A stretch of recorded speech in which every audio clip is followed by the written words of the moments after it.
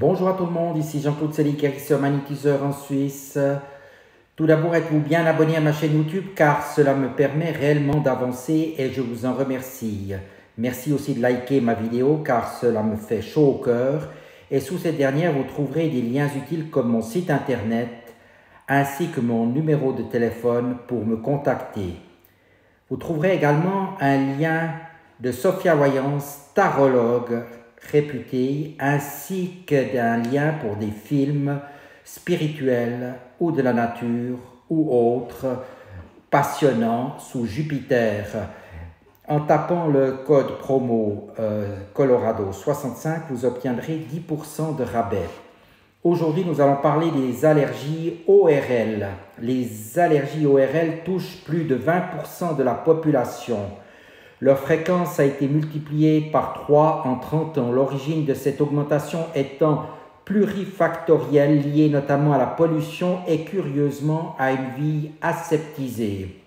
Il a été prouvé que le fait de vivre à la campagne en contact avec de multiples sources microbiennes est associé à un moindre risque d'allergie.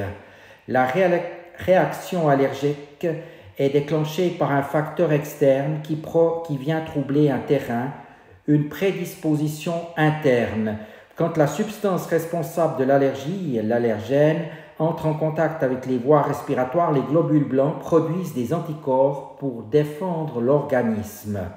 Ce conflit anticorps-antigène est responsable de la libération d'histamine, un médiateur principal de l'allergie qui donne lieu à différentes manifestations de survenue variables. Par période, par exemple, comme le rhume des foins lié au pollen des plantes qui apparaît 1 ou 2 fois par an, ou tout au long de l'année, dans les allergies aux poussières des maisons, dont les acariens se retrouvent facilement, aux poils d'animaux ou aux moisissures. Quels sont les symptômes? Éternuement en salve et nez bouché, larmoiement et yeux gonflés, écoulement nasal, démangeaison du palais et du conduit auditif, fatigue, sifflement respiratoire et toux sèche, signe d'asthme.